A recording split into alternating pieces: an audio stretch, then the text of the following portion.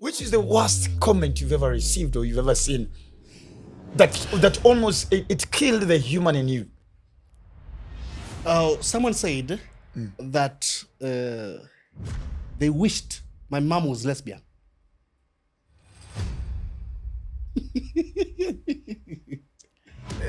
Yeah, someone said that. Create an ex you can be proud of. And I say, anytime somebody still thinks in terms of, hey, me I cannot do for a man this, or me I cannot do for a woman, my woman this, or in terms of, I feel like they have not healed. I over the years as we've been friends, I have taken notice you don't talk about your father that much. My father passed on. Yeah. And you had to take the opportunity. Yes, I you had had to take up the position I of. had to step up. So there are things that really changed kwangu by default. So by the time I was 19, I started paying my brother's school fees. 19 years. You started paying. Come on, you started paying your small brother's school fees at 19 years. Yes, bro. What was your first source of income as let me call you a man at this point? I mean, this was time, bro. I was nilikuwa nafanya tu hizi vitu za club, hizi comedy za club. Nilikuwa kampo by the way, nikilipa school fee ya brother.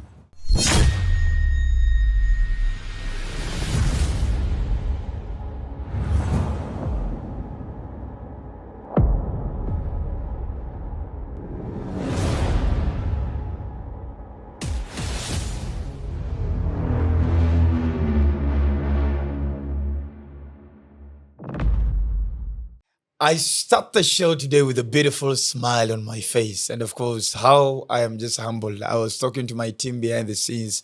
Of course, my team from 91 Degrees and of course, the Pro Studios. And I was just telling them how much I'm humbled with how much impact this show is just having on people's lives. And I keep on saying, guys, this show is not about Dr.Ofweneke. This show is about the impact that it's going to be having, the changing, the impactful guests that we're bringing, how we're going to be changing lives one after the other, how much lessons are going to resonate with you, how much, whether you are less 30 or you're above 30, how much you can still actually come to the realization that it's not too late for you to fix some of the things that you probably, the mistakes that you did and some of the weird situations that you found yourself in.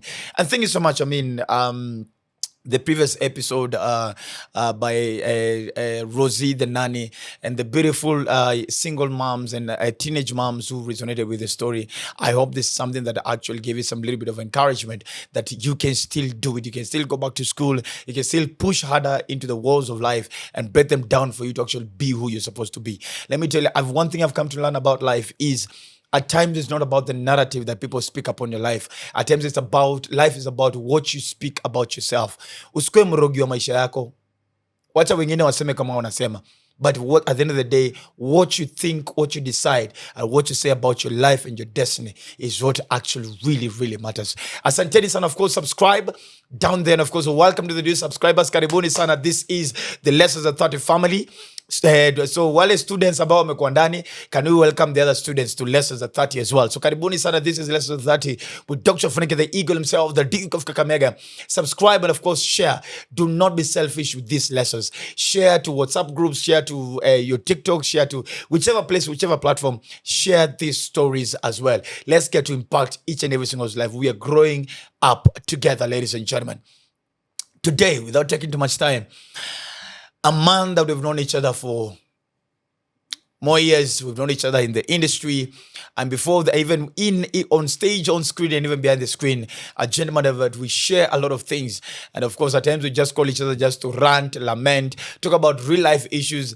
And I remember there's a time when both of us were going through a very bad heartbreak, and all of us were just seated somewhere in town as a nation center, and we were just talking and sharing like, bro, what are we supposed to do on this, and what are we supposed to do? And every single day I see him doing stuff. I see how him and the wife are pushing strides and how both of them are achieving. I see how he's, building a house in the village and supporting the young sister who went viral across the world. And him and the wife are doing big as brand influencers. And I'm like, there must be a story to how this gentleman got here. And top MC, a brand ambassador, a content creator, a producer, and ladies and gentlemen, one of the top comedians that I know.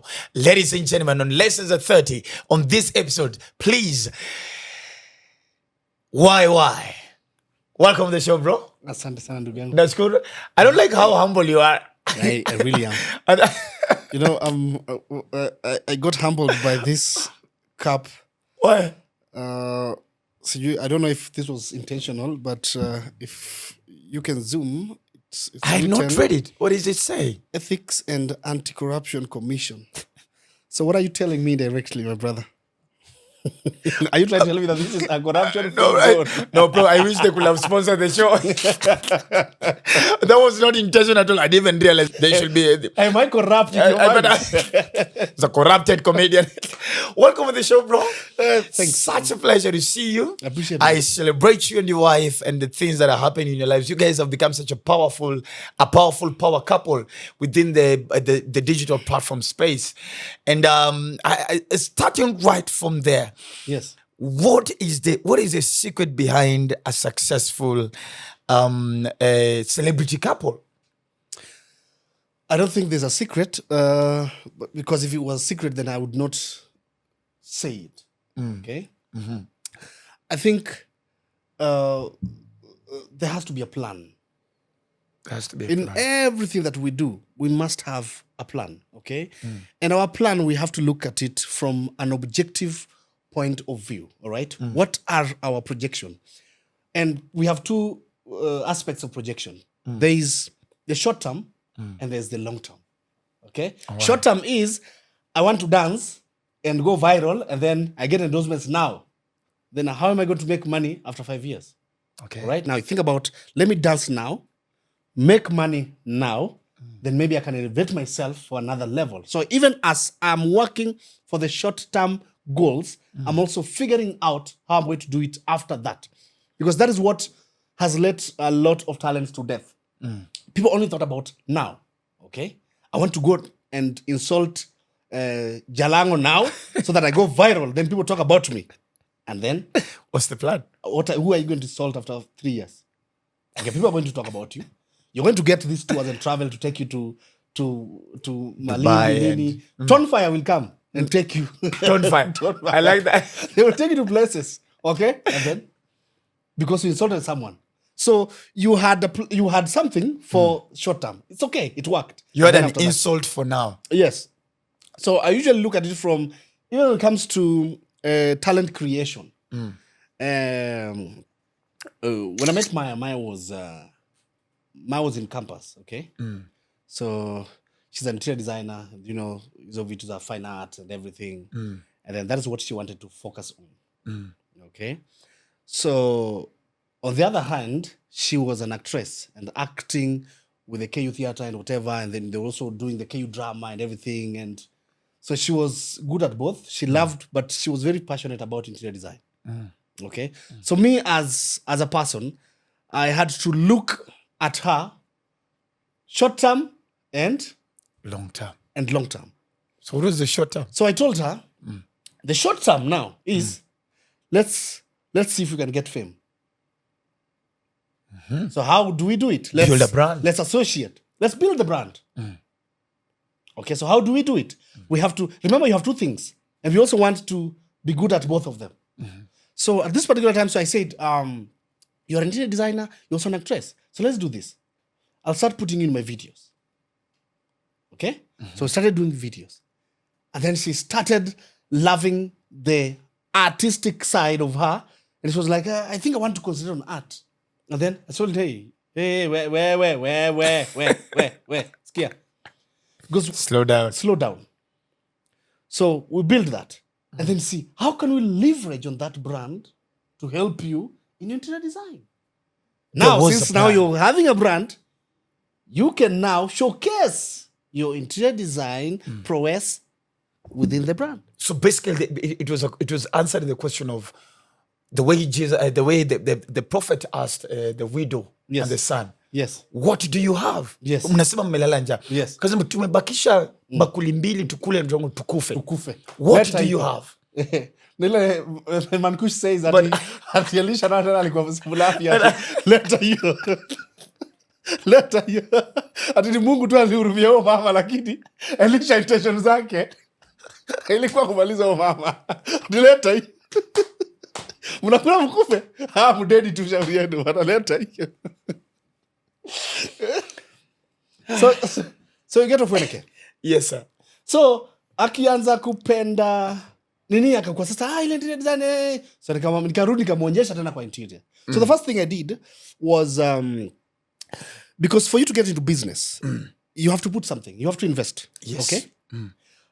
Hata kwa YouTube, when she was starting her first channel, of course I let it know. I find it. So you have to put. You have to go and hire. That particular moment, I had not bought cameras. I have not bought. So you go and hire 3 cameras from Fares. You go and hire sound. You go and hire everything. You spend like 40,000 to produce an episode that is not going even to return. To somebody else, unaweza kafara sana. Tena mrudi tena episode ingine ta. So it got a bit overwhelming. So tuna balance pia na simu.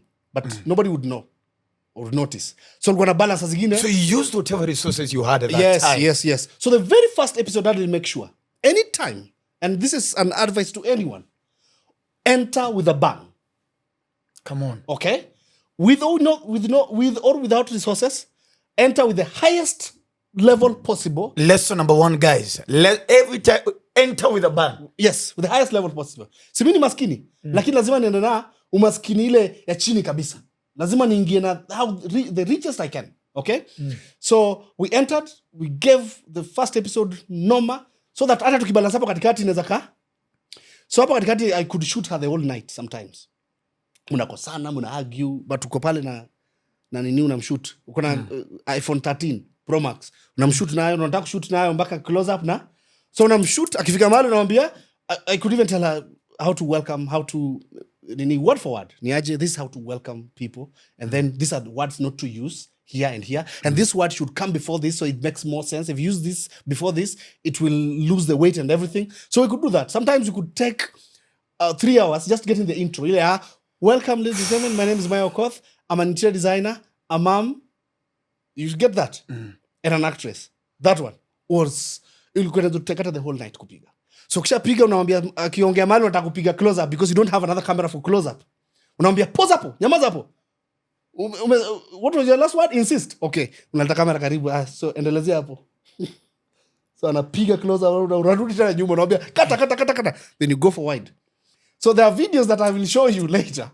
Unaweza fikiri ilipigwa na nini? Yuko na baka kuna zingine unakuja mpaka kando. So someone thinks you're using a camera.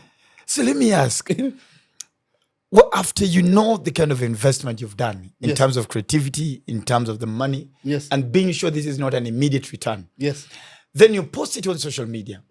Then somebody comes and comments bloody nonsense. How do you deal with that in terms of emotional intelligence? No, for myself, internally, najua hao watu wako. But externally, they have to know that they are fools. Internally, hao watu wako, huyu jamaa hata amentukana na ashaenda stories zake. But I have to let them know that they are fools. Because you cannot be wise to foolish people. Lesson number 2. You cannot be wise to foolish. Come on. Nothing. Yenye unaweza fanya ati kuwa wise kwa mtu mjinga. Ni mjinga. Ni mjinga. So take that route. You must be on the same wavelength. The frequency ndio kuelewe. Lazima kuwa mjinga kama ende umwambie sasa we. No. You must be on the same frequency. I have never looked at it like that. You think now you're mature, they see you as mature? They don't. Ofweneke ni mature alisema tu they don't. Peace be with you. They don't. Wanakwambia sunaona, you see? He's egocentric, you see? Which is the worst comment you've ever received or you've ever seen that almost it killed the human in you? Someone said that they wished my mom was lesbian.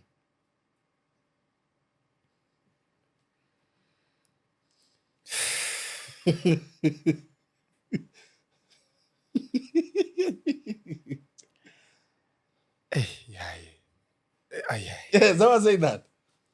Nasi hujamkosea kujui. Hakujui. Umeweka kitu na haipendi. Haipendi tu. What? You know. So you realize, and on that kitu aliniambia hivyo, I remember that day I'd done a content. I'd done content that ilikuwa na over 2,000 comments. na hiyo yake tu ilikuwa mbaya. Hiyo moja. So and which also brings me to something very important. Unaingia kwa comment kuna watu 2,000 wamecheka, and then mtu mmoja anakuja na jam na hiyo kitu. Mpaka there's one I asked, can you imagine ningeamua kukuplease wewe, ningekakosea watu ngapi? Because watu 1,990. If 1,000 people love this thing, 2,000 people, you don't love it. So if I decide to make you like this thing, how many people am I going to make to hate this thing?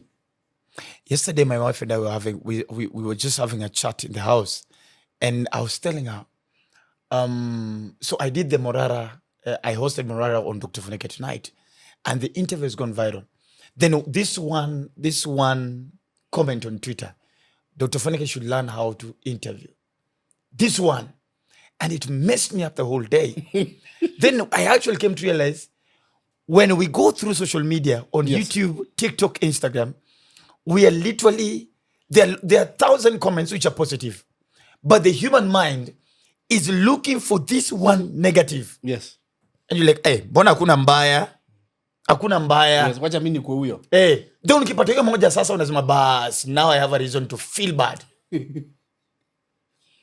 Bro, mimi nilishagundua wasako different. And a very good question, bro. The people that hate Cristiano Ronaldo. But what has Cristiano done? Just score goals. The simplest of things. Yes. Scoring a goal in a sport, but you don't like him. You don't like him. And people will even want to argue with facts. When they say Cristiano Ronaldo is the best scorer of all time, wapi, and he is. Huyo mtu wako, mbona hayuko hapo?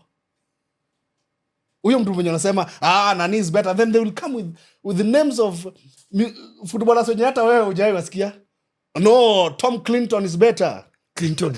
Unapata kuna jamaa fulani yeye watch highlights zake. No, Tom Clinton. Ako Super League D. Mbona Tom Clinton mbona yuko hapa basi kama ni mnoma? There's a reason it's him. There's a reason it's him. Yes.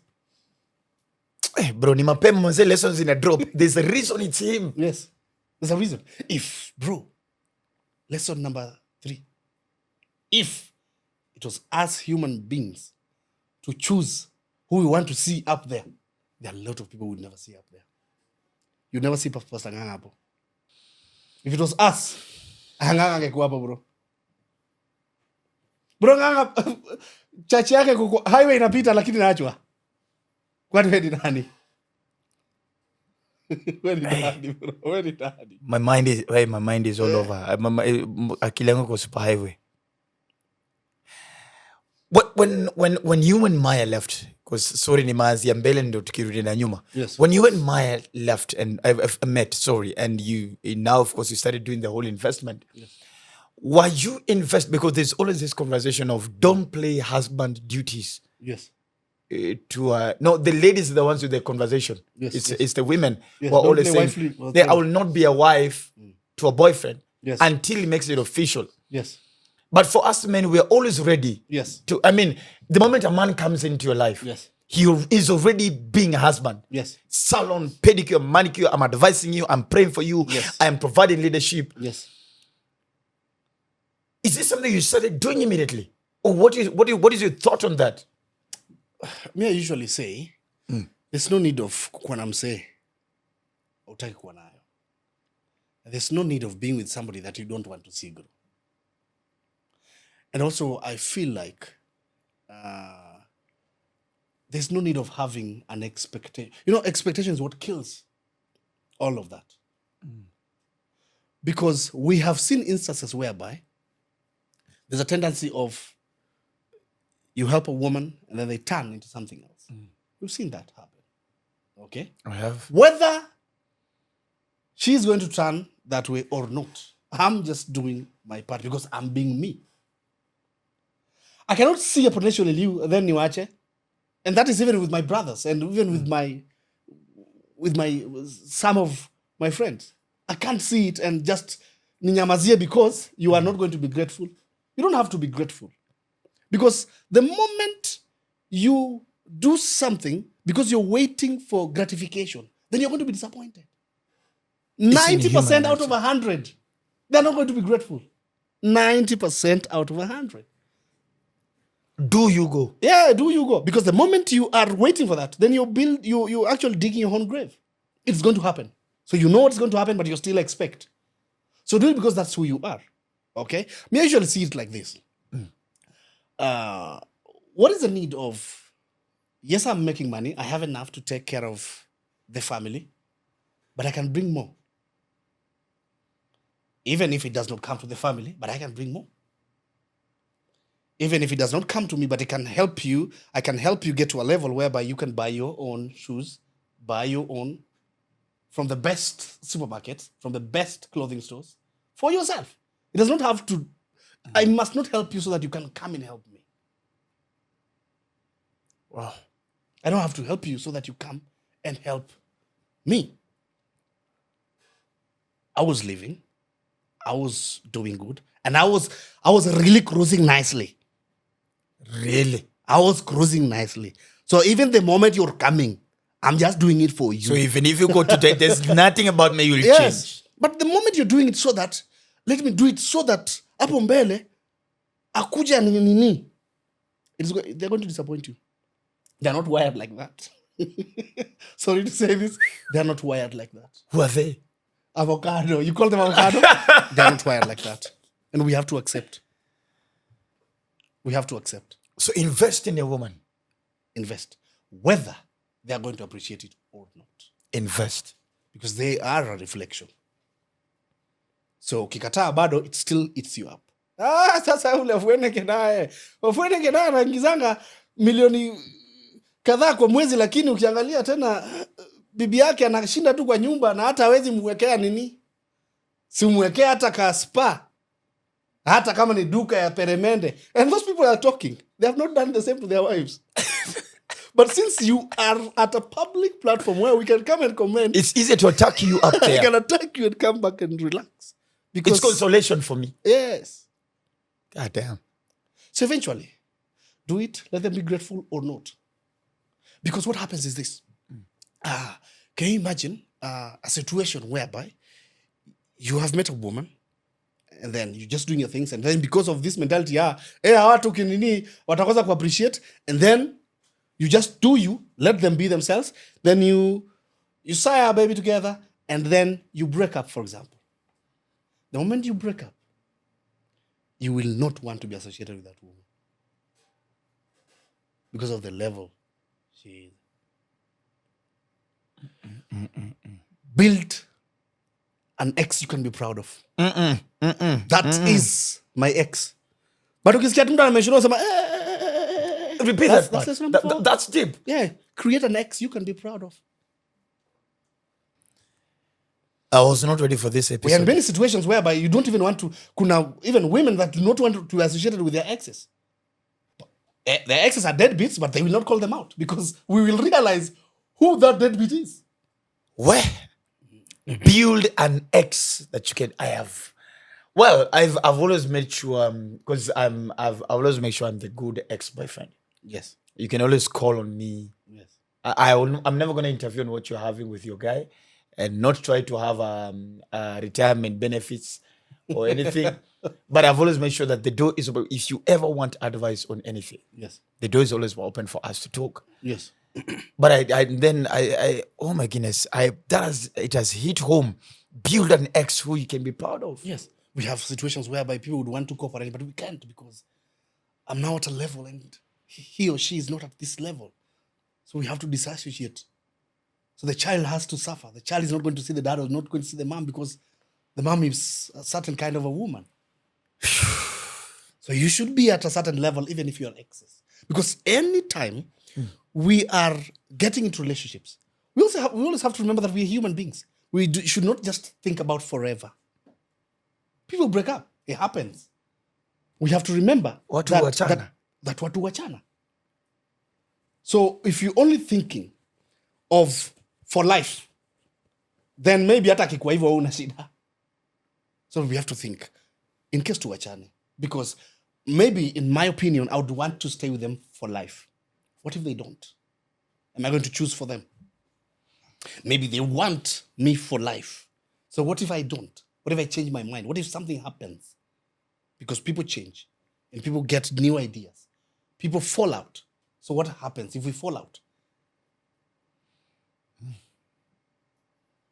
Yeah, so when you're dealing with people, you have to think about it's coming back to you eventually. At the end of the day. At the end of the day, it still comes back to you. The shame will hit you, or the pride will come back to you. Either way, you're the beneficiary. Yeah. And I say, anytime somebody still thinks in terms of, hey, me I cannot do for a man this, or me I cannot do for a woman, my woman this, or in terms of, I feel like they have not healed. Such people should not be in relationship. When someone still thinks like that, and they are single, then they have not healed because they are subliminally addressing their exes. So you're still living in the miasma of the pain that you went through. Yes. So they have their exes in mind. That's why they say, me I can't. They don't even know who they might meet. Mimi nijipate nikipikia mwanaume. Sema mimi nijipate nikipikia Mike. Huyo mwenye alikuwa. I tell women, when you're saying men are dogs, call out your own man. Yes. Say Mike is a dog. That's the truth. Because people say that.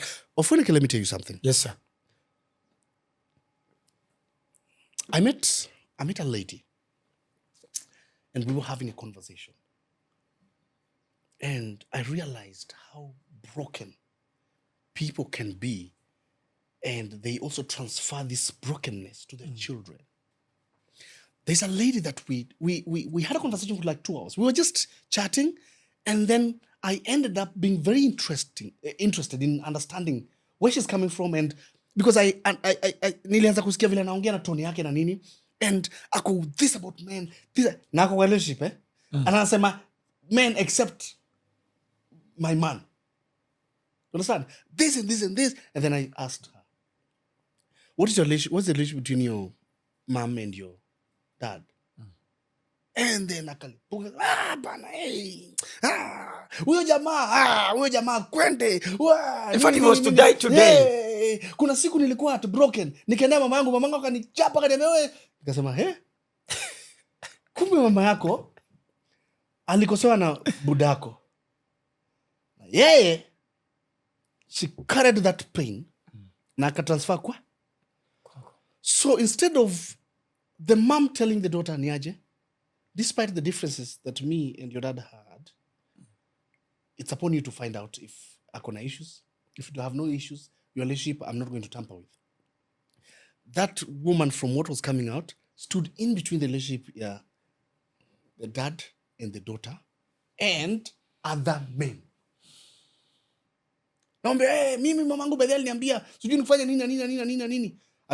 Even there's a time she was heartbroken, hakusema kwanza. Alienda akasema ni reason nyingine analia, sijui ameumia mkono nini. And then baadaye akasema ati alikuwa heartbroken. Babake akamwambia, I wish I knew it was a man during that time. Akasema, we. So the mother has invited her to the anger. Yes. I keep on saying, at times, some of these ladies their moms have collaborated their anger. Yes. With them. Wamekolabo pale. Accept collaboration. Accept. Nimeweka hapo nini? Accept. Yes, ile niko nayo kwa baba huyu mtoto haitoshi. Yes. Huyu mtoto anisaidie kubeba. Yes. We must carry this pain, bitterness, and anger and disgust towards this man, this father, this husband together. Yeah. That's why we have to know how to draw lines. Ule haja kukosea mjakoseana. You have your relationship. Sawa. But ikifika hapa mimi na yeye hatupatani. It's okay. Tafuta hasira yako. That's why me I don't believe in not unless for very serious issues. I don't believe on ile story ati if you're laughing with my enemy you are my no. What if you are the jack? What if wewe ndio shida? Ni adui yako sawa, but wewe ndio shida bro. Sasa mimi ni bebe wadui wako na ule jamaa. Not unless it's something that we can all see. Wewe maybe ni adui yake because he rapes women maybe, and I know that, but I'm still laughing with him, then that way, or something on that spectrum, then that way tunaweza bonga. Tunaweza sema ni aje? By the way, ukinaona chaka na umsee, pia mimi na adui yako. But sasa wewe mlienda kwa sana hoja jamaa alikupea pesa yako ukakaa nayo 1 year. Ukakataa kulipa. Ukabonga mbaya, sasa msikizani nikicheka naye sasa kwenda ule ulipe deni bwana. Just to be reasonable. I'm telling you the amount of wisdom nuggets that you drop in. This is Lessons at 30 with Dr.Ofweneke. And if you should have subscribed to the channel by now. And I actually thought I was alone when I keep on telling guys, simply because you don't like YY does not mean I will stop liking YY because you don't like him. Yes. Because you and I are friends. True. YY. And I realize, as you seated here, there's somebody who doesn't like me or doesn't like you or is not your fan or my fan. Yes. Simply because he just had somebody make a useless comment. Yes. But then unajua Ofweneke kwa mekonda. Sipendange MCs wamekonda. Yes. And from there the guy just carried a notion. Yes. I don't like skinny comedians. Yes. Si kama Butita kuna issue na yeye alienda Amerika. Kama angekuwa Amerika tena ungekuwa na shida naye. Butita met Steve Harvey. Yes. So now we hate Butita because he met Steve Harvey. Yes. And he was taken there with somebody that mwenye tunatupendi. Each and every one of them watakaitwa leo na president. Wataenda. Every person that is nini akimwambia, wewe mjinga sana tulikuwa na Steve Harvey nini? Wote wakiitwa leo. Setups. Brother will go there. You'll be surprised by how many people wana visiting his state house chini ya maji. Wenye public ama wanatamani. YY growing up. Yeah. Are you a firstborn? Yes, I'm a firstborn. How many are you? We are 3. 3. Yes. So there's you and then there's Bridget. There's Bridget. There's one that was before Bridget who passed away in 2018. So we are 3 now. Condolences. So now you're 3. It could be 4, yeah. Have you also gone through what we're calling black tax? I also... do you feel it's a burden being a firstborn? It depends on from what angle you're looking at it from. This is how I usually see it. Black tax. There are people who call black tax something that is not black tax as black tax. There are people who just do not want to help their parents. They just don't want to do it, and they call it black tax. Let me tell you, Ofweneke, before we even get to the details, there's no way on earth I will see my mom sleeping hungry and I'm not going to come through because of black tax. Oh, yes. That it's black tax. There's no way I will be living in leafy suburbs and my mom has leaking roofs because it's black tax. One thing we have to understand is this. Because the people will come and say, no, it was her responsibility to do blah, blah, blah. Okay, no problem. Did you and your mom get the same opportunities? No. Did your mom go to school the same way you did? No. Did your mom get education the same way you did? No. She didn't. So if we're supposed to compare you and your mom, you had a head start because your mom was there. Despite lack of education, lack of this, she was still striving to make ends meet. So we really have to give it up to our parents, bro, who had no education, no nothing. Back then, bro, ukiwata msewa kampo kwa village mzima inajua. And they could still strive. Now I survive, now to bring. And then when now they have brought me, and then I just thumb and say, it was her role. Yes, it was. But where is humanity? Where is empathy? I see people talk about black tax just because they don't know how to do it. They're running away from it. Black tax to me should be defined as your parents deliberately taking advantage of you. Bro, there are people whose parents are in the village and they go to the village once in every 5 years. Their parents don't come to visit them in the city. They go there once every 5. That's why I see people saying, there's no need of building the village and me wenda tu hapo 5 years. Juu wenyewe kweli unaendanga. Kumbe shida ni unafaa tu unafaa ujenge na uende nyumbani. Unaona? Hakuna mahali imeandikwa mtu asiende kwao. And a home. Not unless you don't have a home whereby maybe wazazi wako. That's It's understandable. Maybe you go home and you feel the void. Maybe ukienda pale, but there's no one to run to. But if you have somebody to run to, that's one of the biggest gifts one can ever have. If you have somebody to run to. That should be number 6. I hope they're taking notes. Yeah. If you have somebody to run to. Yeah. That's why, bro, me at my free time, I'll be in the village. Sometimes you can't even know I'm in the village. Or bro, I'm jealous of you, bro. Bro, I think you go to the village more than you go to the toilet. Bro, I go to the village any free time. Mimi hata bibi akinikasirisha tu kidogo niko kwa village. Natulia. And it's not like I'm going to report to my mother. I don't do that. For man, how important is it for you to always go to the village? For man. What does it do? Is it therapeutic? Does it? Number 1, I do not want to lose myself. I want to still remember this is who I am. This is who I've always been. And this is who I will be. The same village that we ran away from is where we shall all return. Better get used to it. Yeah. Bro, even if, because a lot of people say, me, I can't do this because I can't build a house in the village because I go once. Bro, when you build that house, you will go to that village. Bro, do you know the shame of going to the village and then you have to look for a place to sleep? You have to go and rent out a place. And I want us to stop looking at building in the village as for monetary purposes. It's not supposed to be an investment to return.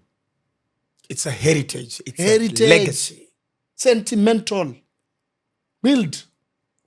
We don't build so that it brings money. The people will say, can you imagine if you took that 2 million shillings and put it somewhere? Why can't I take another 2 million and put it somewhere? Why don't we teach people to make more rather than hii ndogo ati ndio tufanye nayo nini? Teach me how to make more, not how to use the little. That should be another lesson. Remember? Yeah. I hope more students are joining because the lecturer today is on fire. Because, bro, if I'm earning, if let's say I'm earning 100,000 bob, okay, and then I've been able to gather, ikafika sotano, I want to go and put up maybe a Simba in the village somewhere. Then somebody will tell me that 500 ugeka mahali ufanye sijui nini. Why can't we preach me making 200 instead of now making using 100? This one? Sasa ni make 200 so that ile shughuli ibaki tu. Because the moment we think like that, we will never stop thinking like that. Even when you make 10 million now, and you still go and do that every, you will be told, you're 500, ungeweka hapa, now you start making 15 million. You still use the same 500. You're 500, that thing will never stop. And we are here to exist. And worldly things belong to those that are in the world. So do you want to tell me that Raila hafai kuwa na hoja? Raila asijenge nyumbani sasa. And then that way watakwambia no, in some cases. So if that is what is supposed to happen, but Raila hafai kuwa na hoja, but sidio. Even hata unya hafai kuwa na keja hoja. Where? You get the point. I hear you, sir. So if we think about this little every time, instead of how can we multiply? How can we make more? Tutashindanga hapo. Poverty mentality. Ni shilingi mbili niko na. Bro, if today you earned 100,000 and said, I'm going to use 80,000 to buy myself a suit, bro, it is not a lost investment. Come on. Bro, who knows tomorrow? Who knows the next minute? But if you take this 80,000, no uende ubai pombe na umwage chini, eri hata basi ukunywe. Umwage chini, then we can talk. We can talk about wastage. But bro, if you uchukue uengie pale Kempinski, urarwe kuku na nyama, it is not. Because I think we're raising a generation that thinks spending and investing in yourself is a loss. Yes. If you cannot really put your hands on that, on it physically. Yes. So unless it's a piece of shamba, yes, unless it's a business that I'm seeing profit coming in 500, 3,000, 20,000 every single day. Yeah. And now that is investment. Yes. I did a lesson when I was starting this on my TikTok page. Now I was telling guys, we need to learn the art of kujipenda. And I told guys, I think there's a time when I was buying my car, somebody told me, hey, manze, gari ni expensive. Bro, umebuy Mercedes. German kwanza katuka matope. Matope inakwama. Nikamwambia sikiza bro. Itakwama na matope yangu. Yes. Bro, they will tell you that. Hii nyumba unajenga. Kwa kijiji hapa, mtu wa mwisho alijenga hii nyumba. Alikufa the following day. Yeah. So usijenge. Yeah. Bro, when I was building my mama's house, there were all sorts of excuses. There even people told me, you cannot build your mama a house. Na wewe, anza na yako kwanza. I was like, hey, jiji mnanitega nyinyi. Can you imagine ati uko na nyumba safi sana. Alafu mama yako sijua kwa matope pale. What are they going to say? Same people that are advising. Same, they'll always have a narrative. Yes. So, bro, they will always have something to say. So I finished that. I said, okay, now let me finish. Now let me build my house now in the village here. Finish my mom, let me build mine again. Finished. Ini sasa nikaanza kujenga nyumba ya Nairobi. Ay. Huko kwa Ngundo Road. Ay. Unajua kuko si karibu na town? Na kuna floods. Okay, who told you I want to go to town? Why do people think in terms of town proximity? The moment you still think in terms of karibu na town, then you're so far from success. Nani alikuambia nenda? That's another lesson, eh? The moment you still think in terms of karibu na town, you're very far from success. I'm almost speaking in tongues at this point. Yeah. Hey. Sasa hapo kuna town ngapi? Kuna town. You are not even thinking in terms of, because the moment you think about this future investments, na bado unafikiria town inamaanisha wewe bado umejiemploy for life. Ujajifikiria in terms of utatoka, open up a structure for yourself, do this, be the boss, why are you get to work at 10. Rudi nyuma. Unasema the moment you always think about the proximity to town, yes, that means your mind has already solemnly decided I'm that for life. I will be employed. Yeah. So I need to be close to work. Yes, God damn. Yes, bro. Bro, mimi kuna kitu nilijiambianga na nikasema manze mimi sitaishi ghetto. Nilisema when I had nothing. Na nyumba yangu ya kwanza, but I only had siku hata ndipo yake. Niliingia nyumba ya kwanza 8,000. Siku hata ndipo yake nikamwambia landlady promise hii ndipo utaipata nikishaingi. Bro, trust me, nilingangana. Bro, I had no job. Lakini nilisema liwe liwalo. So shida zako zitakuamsha. So hii mambo ya if you want to save, start carrying packed lunch. Rubbish, man. Sasa unajua pika nyumbani, then beba ako kwa nyumbani, enter. I mean just make more so that you can. Life is for the living, bro. Tutangangana hivyo ati utaishi hivyo hadi when? Parkland ya mokimona stew mpaka when? Yes, and I see people a lot of and there's something that a lot of watu wadosi wengi hufanya kufikiria in terms of ati mini accumulate for the children. Kwani watoto, kwani wewe si kama wao, wewe si mtoto wa mtu. Jumada mtaacha watakwambia ni watu wazima. Nitakataisho hapa, uweze endelea kuongea hivi. Ati mimi let me accumulate for the children. Juu wewe si wanaishi maisha mbaya. Maze unaona msee anaweza piga suti yake, anafanya nini, anaweza ishi tu fiti, but anasema ati for the children. Wenye watakuwa watu wazima, wenye ukipea bro, they will not spare that wealth because they don't understand the sweat. Watapita hapo utasikia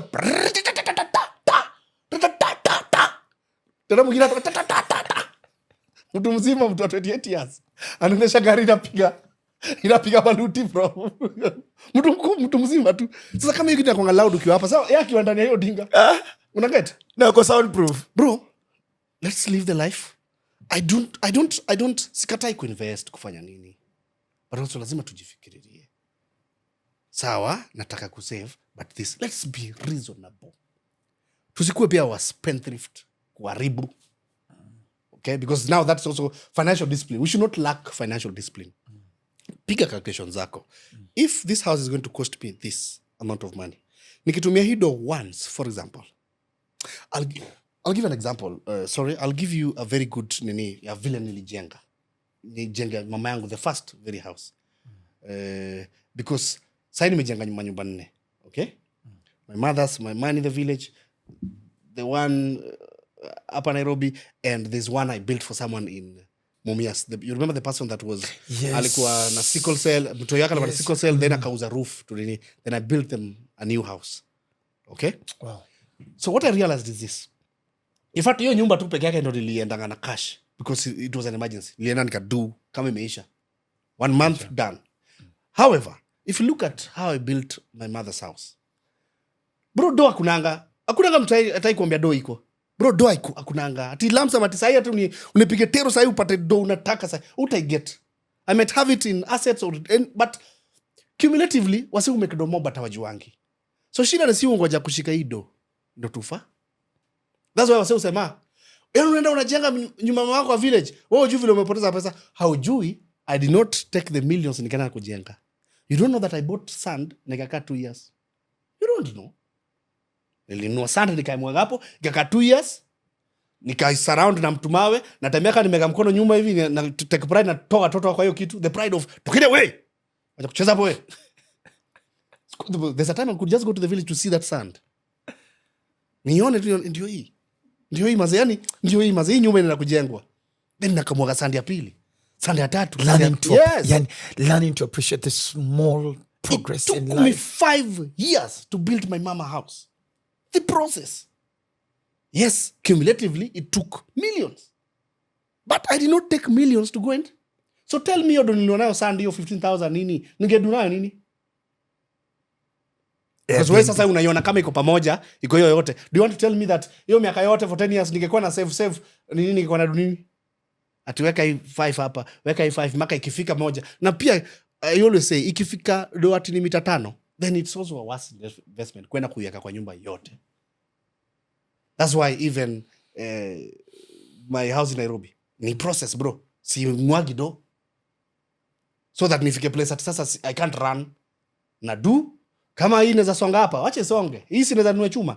Niko na hardware mahali natumanga pesa ya chuma. Na watumia.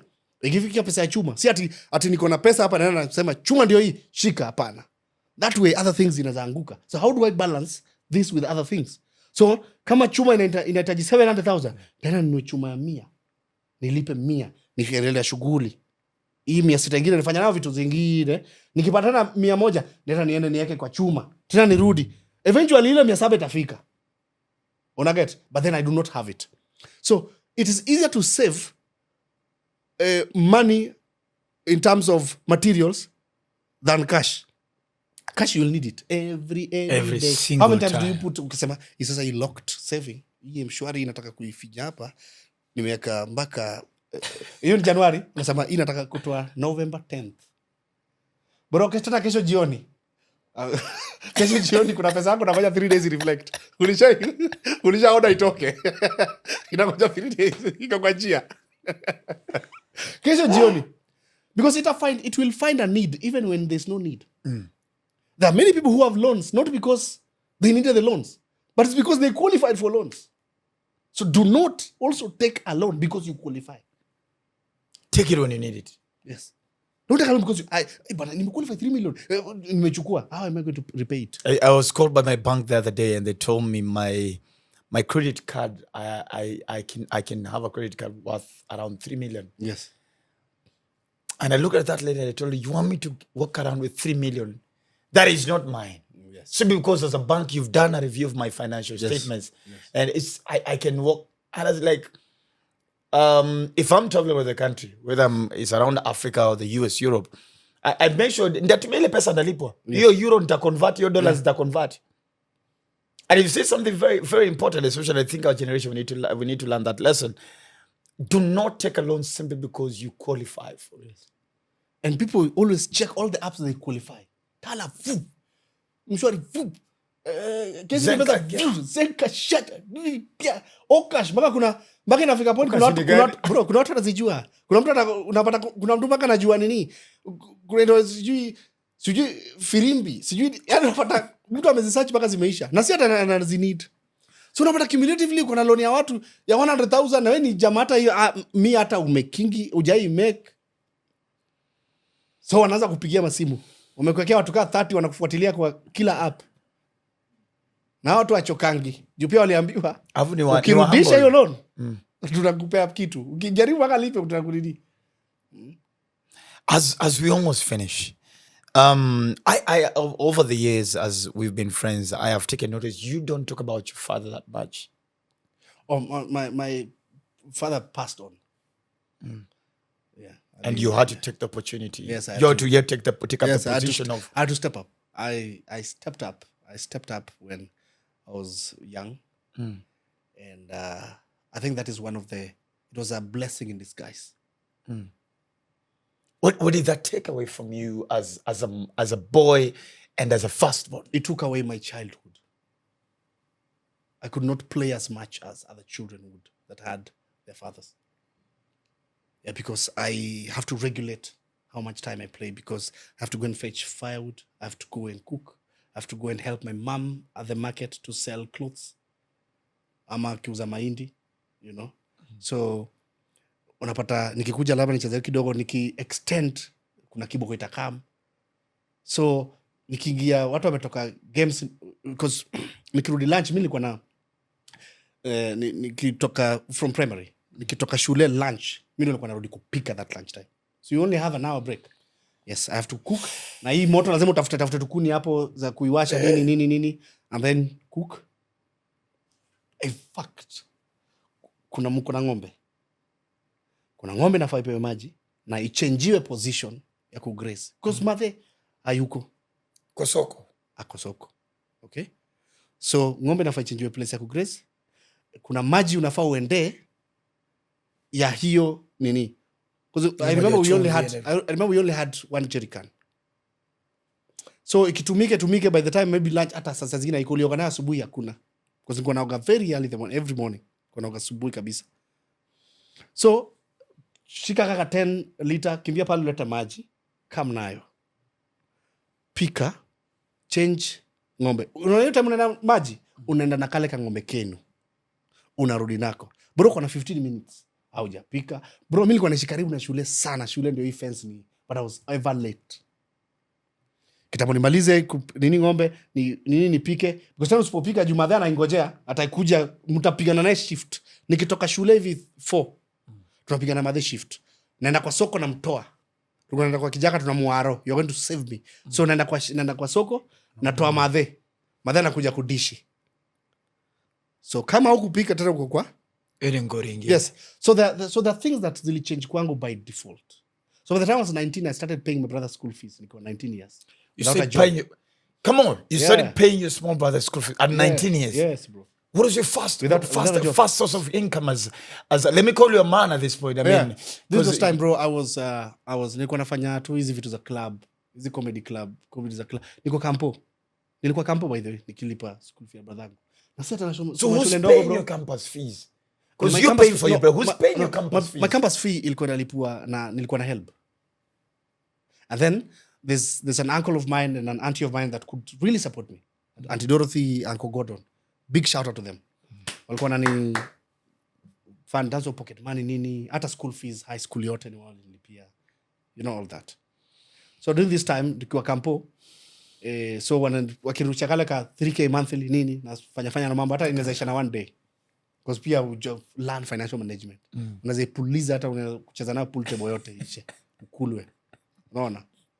So nilianza kupambana hapo, so nikaanza kupiga show za club. So tukipiga show za club hizi nini unapigwa tao nini. So kuna venye saa zingine mtu kwa mnoma kwa kitu hata watu great to notice. So nikaanza kupiga audition kama uko Churchill show, bado sijachukuliwa, sijakuwa able. But hawa sana wabigi kuna venye walikuwa wanaona bana huyu jamaa kina Freddy may soul rest in peace. Freddy alinilay town bro. Freddy was my boy man. Yani kama kuna mtu amesafiri hii Kenya Freddy. I'm one of them bro. So Freddy alinilay. Freddy hizo ma 1500 tao. Saa zingine punch nini. So hizo nilikuwa nangana nazo. Saa zingine alafu kuna mtu amekutrust amekuja amekona kwa club vile unapiga show. Kwa hey you come for this and this and this, we are going to nini. Mtu ndio show ya 30 manzi anasema Mungu baba. Hiyo 30 naichukua na ituma high school ya Tony. Naituma. Hiyo time bro tena. Hiyo time tena ndio you know the devil usually attacks where mali weak size the shetani watakio mali haiko hiyo. The Bible has made me understand the devil will never attack you at your strength. The devil attack you at your weakness. Yes bro. If it's your addiction. Yes. It's pornography, it's alcohol, it's women, it's lust, it's greed for money. That is where I'm going to get you. So unazimaji sasa Hilo time sasa bra wangu tena perform fiti. Na wewe already umechekesha walevi Rebecca. Sasa nataka kurepeat tena ovyo ovyo. Nataka kurepeat ovyo ovyo bro. Now tena kuna vitu hujisema because you know the motherly love. Unaweza choka lakini tena mother yako umwambie mother ona vitu ndugu yangu amefanya tena saa hii. Akudanganye tu lakini ni mwaro. Mother atakuja tena kaikishia kwambie ni ndugu yako. Ni you understand? But I understood I had to finish what I started.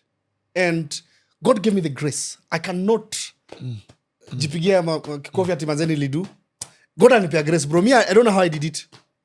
From 19 years ukalipia jamaa karipita kafanya nini ukasumbu education yake kusumbua ukamtoa chuo kampeleka ingine tena akasumbua nikampeleka chuo na mtoa chuo na mpeleka ingine. This time even I had an accident. We are looking for school.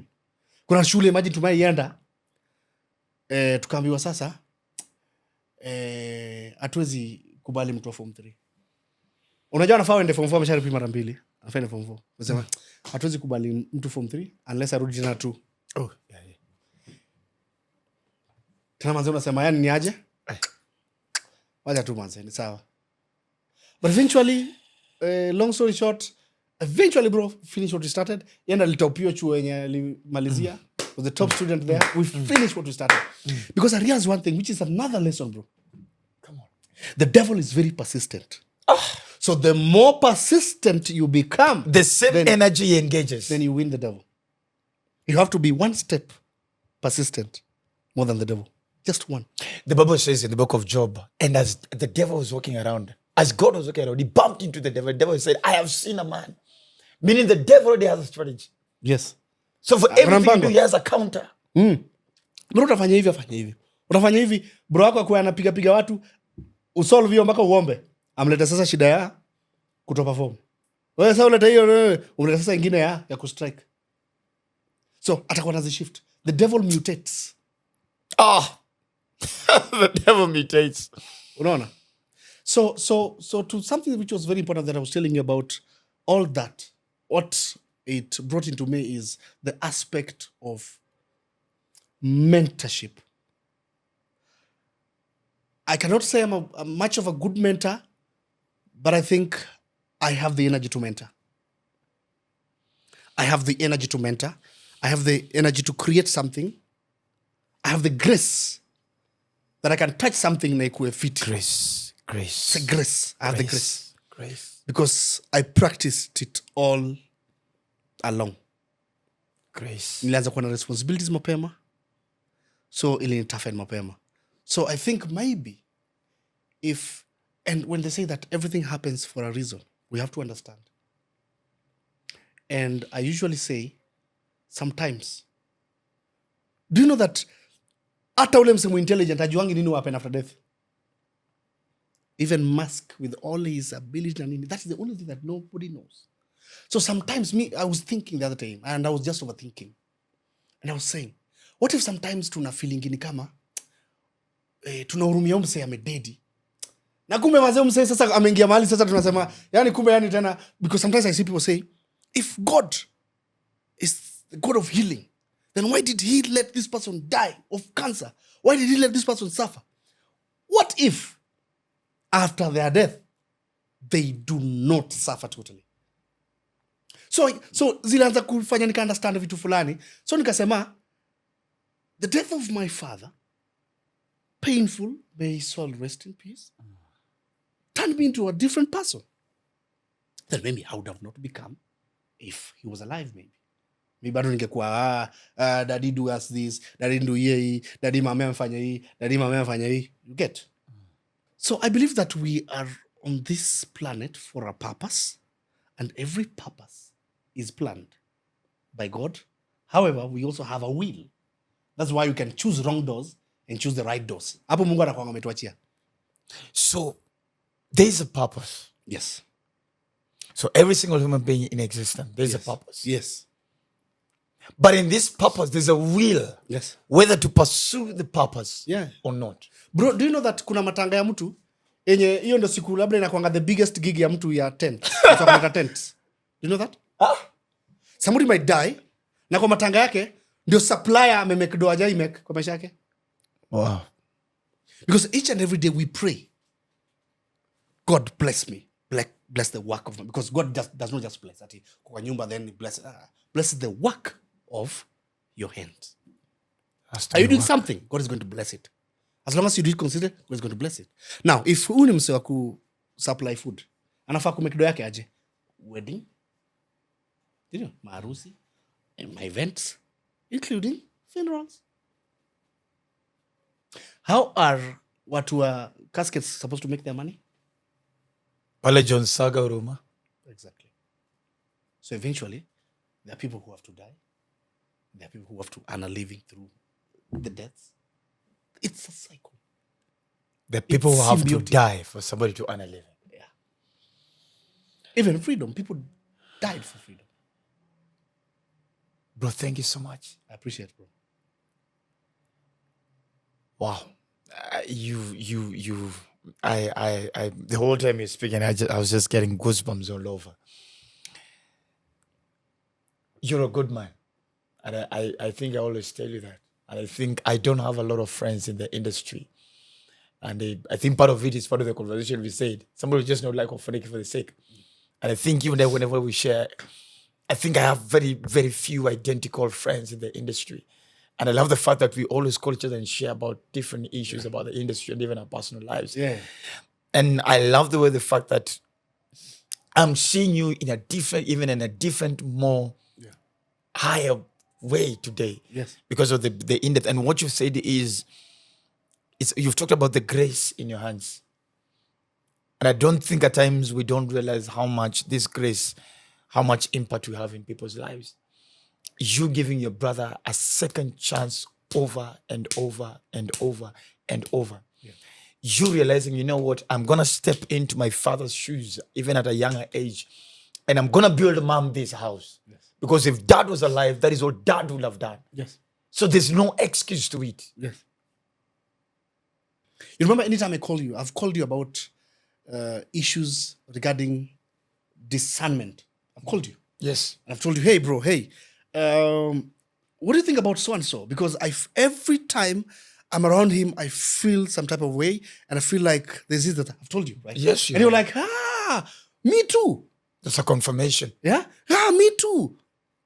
So it's very important, even with the people that we associate with. The energies. Bro, energies are very, very important. The people that can take from you even if you're not doing anything wrong. You're just doing the right path, associated with the wrong energies, bro. Sure. And if you want to know, and not everyone can discern, majority can, but every time there are people that they've never wronged you, but there's something you don't like about them. You don't hate them, but there's something about Something's them just not right. that is Something just never doesn't right. seem right. So what usually happens is this. If you as a person ni mse wa waganga nini na nini na nini na nini, then that person ni mse mrashias. So your spirit na yeye hawezi patana. Juu wewe ni mse wa mganga na ule mse ni mse mfi. So most of the time hata ukienda kwa waganga wataambiwa ule mjamaa ako na mganga noma sana wewe. Because waganga will not be able to read, but they will tell that this ujamaa ako na. You know, you're saying it as a story, but for me it's true. Yeah. There's one of us in the industry. Yes. And because I thank God by the grace of God, ever since I accepted my calling into the kingdom, as I serve in the office of prophecy and visions and dreams, there's one of us in the industry who imekata. And there's a day I almost told him, the master that you serve is not the same master that I serve. So it happens. So, and this is a lesson even to those that are watching. They should never take that feeling lightly. Unless wao ni watu wa waganga.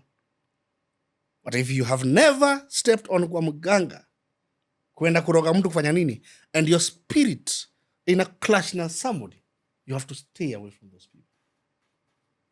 Ladies and gentlemen, lessons are thought with Dr. Ofweneke. Live on Dr. Ofweneke TV.